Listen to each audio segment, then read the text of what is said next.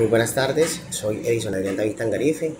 Hoy les vengo a hablar sobre un análisis de un caso práctico sobre la libertad de expresión y un discurso de odio.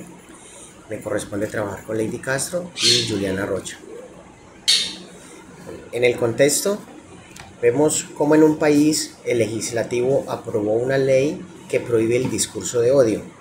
La ley establece que las personas que inciten al odio contra grupos de personas con motivos de raza, género, orientación sexual, religión u otra característica protegida por la Constitución pueden ser sancionadas con multas o incluso la prisión. El problema: un líder político de oposición que se opone fuertemente a la ley dio un discurso en el que criticaba a la comunidad LGTB y los acusa de ser una amenaza para los valores tradicionales de la sociedad. El líder político fue denunciado por organizaciones de derechos humanos que lo acusan de haber incitado al odio y ha violado la ley. Bueno, siguiendo en contexto, el derecho a la libertad de expresión es un derecho fundamental consagrado en la Constitución Política de Colombia, el cual consiste en el derecho de comunicar ideas y opiniones tanto de forma oral como escrita, sin sufrir restricciones del Estado ni de otras personas e instituciones. Es uno de los derechos fundamentales de la humanidad, vinculado con el derecho a la información y la libertad de prensa.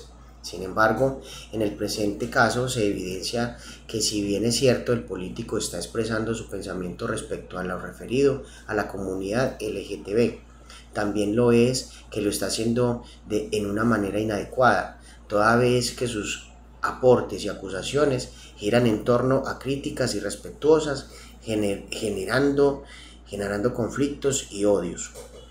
Los elementos más relevantes, en este caso, los elementos más relevantes de la ley para interpretar el presente caso sería el comportamiento y el resultado, toda vez que está debidamente comprobado el indebido actuar del político al generar odio respecto a las opiniones de la comunidad descrita en el hecho.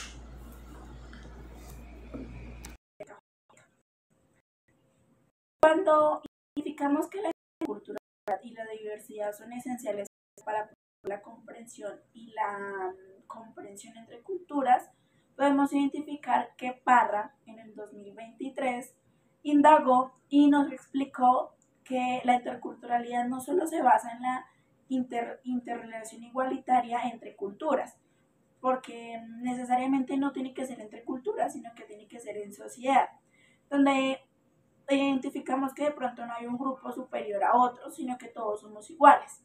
Respecto a esto, el tema se abordó en el contexto de un país imaginario.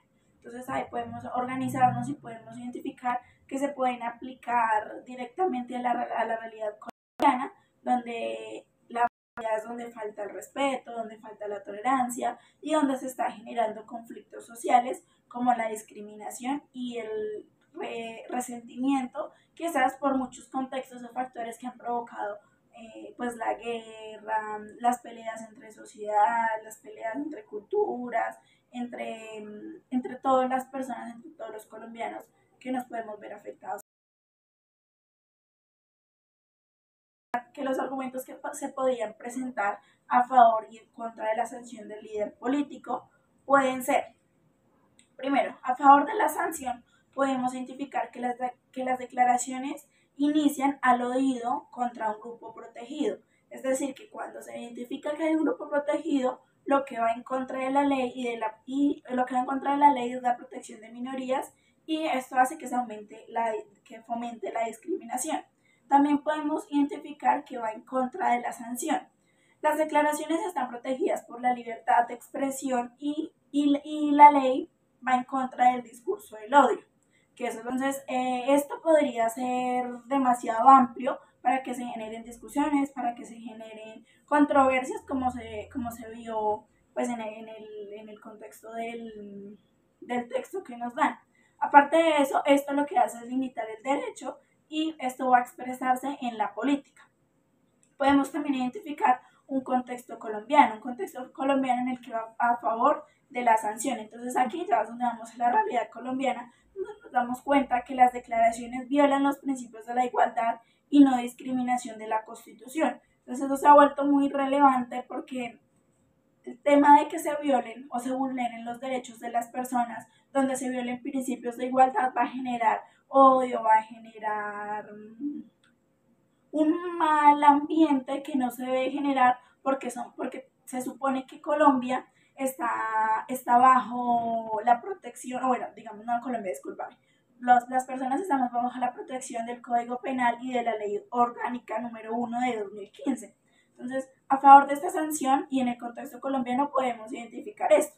También podemos identificar el contra de la sanción. Entonces, nosotros estamos protegidos por la libertad de expresión. En la Constitución, en el artículo 20, pues se ve reflejado esto, pero también la ley debe aplicarse de una forma restrictiva para no limitar este derecho fundamental, que es un derecho de la libertad de expresión. No simplemente es un derecho, es algo que nos nace a nosotros porque nosotros somos libres independientemente de las normas que hayan, ¿sí? Porque todos tenemos un mundo en nuestra cabeza que es muy distinto a todos.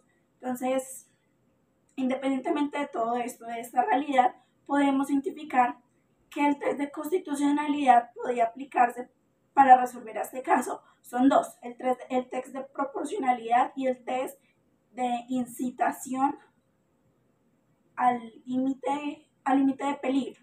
Entonces, en el test de proporcionalidad identificamos que toda la sanción que puede ser adaptada a prevenir el discurso de odio sin una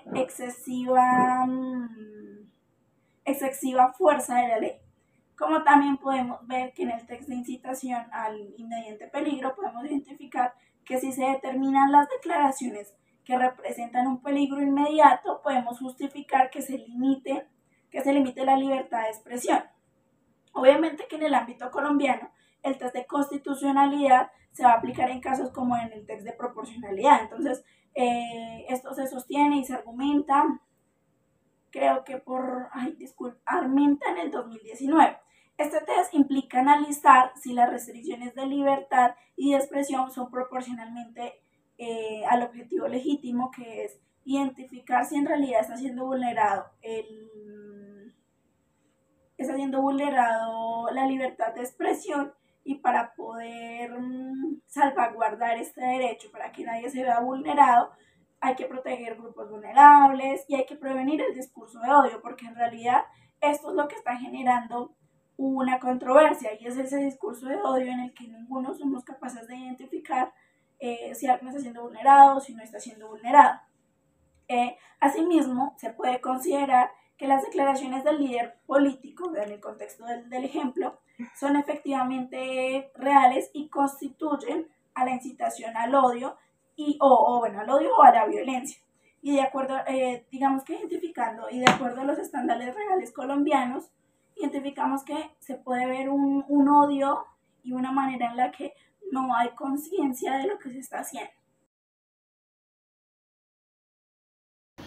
Para resolver este conflicto y tomar una decisión ajustada al derecho, es necesario tener en cuenta las siguientes consideraciones jurídicas. Primero, análisis de contexto y la intencionalidad del discurso. Segundo, evaluar cuál fue el impacto del discurso. Tercero, aplicar los principios constitucionales. Y por último, las consideraciones de orden práctico.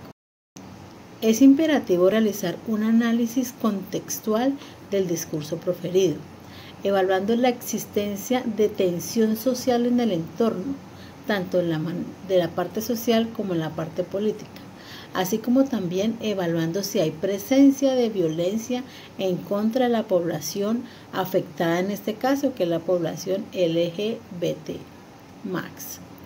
De igual manera, el análisis contextual nos va a permitir inferir cuál es la intencionalidad del político, que en este caso es el emisor del mensaje, y el potencial impacto que pueden tener sus manifestaciones. Antes de terminar, si este discurso del líder político se enmarca en el simple ejercicio de la libertad de expresión, manifestando cuál es su opinión sobre los valores tradicionales que éste tiene, o si por el contrario lo que constituye es una incitación al odio y a la discriminación.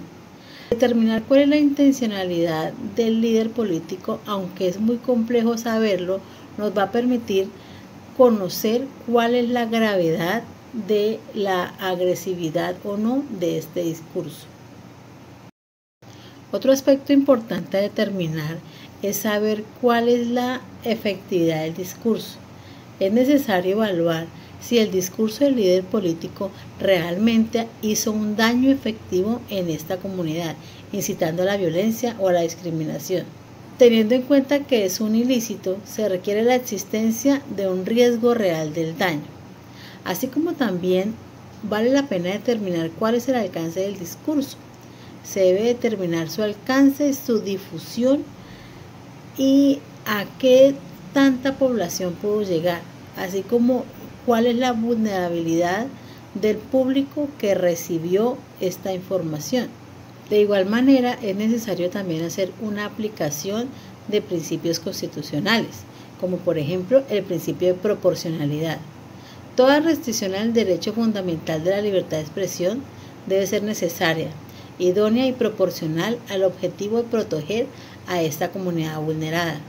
Las sanciones impuestas deben guardar una proporción con la gravedad del discurso y el daño que causó. Otro principio importante que debemos evaluar, otro principio constitucional importante, es el principio de la no discriminación. El Estado tiene el deber jurídico de proteger a todos los ciudadanos contra la discriminación, incluyendo a la población LGBT+.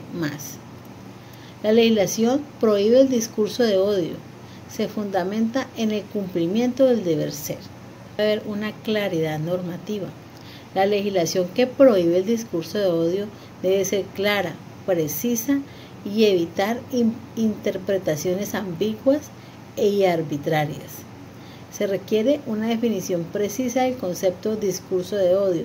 ¿A qué se refiere cuando hablamos de discurso de odio? Y el establecimiento de límites claros a la libertad de expresión. De igual manera, también hay que hacer una aplicación imparcial de la ley, tanto imparcial como no discriminatoria. Se debe evitar el uso selectivo de la ley para restringir la libertad de expresión de los opositores políticos. Después de hacer este barrido, este análisis jurídico, podemos plantear cuáles serían las soluciones más idóneas para resolver este conflicto. El primero es una sanción proporcional. En el caso de que se determine que el discurso del líder político incitó al odio y generó un daño efectivo, se debería imponer una sanción proporcional a la gravedad del ilícito. De igual manera, la sanción puede incluir multas, retractaciones públicas o, en un caso de extrema gravedad, penas privativas de la libertad. Todo en aras de acabar con el discurso de odio. También dentro de las sanciones podemos implementar medidas de reparación. Adicionalmente a las sanciones se podrán implementar medidas de reparación contra esta población vulnerada. ¿Qué medidas pueden ser? Tales como campañas de sensibilización, programas de apoyo a víctimas de discriminación, así como también tareas en las que los mismos líderes políticos incluyan a esta población dentro de una comunidad. Fomentar el diálogo y la educación. Es muy importante promover el diálogo sobre la importancia del respeto y la tolerancia al que es diferente, como una alternativa de imposición exclusiva de sanciones. Se pueden organizar foros públicos, programas educativos para fomentar la comprensión del respeto a la diversidad, así como también hacer un barrido por las instituciones educativas de tal manera que permitan que a toda la población le llegue el mensaje que todos somos diferentes y dentro de esa diferencia es necesario vivir en sociedad.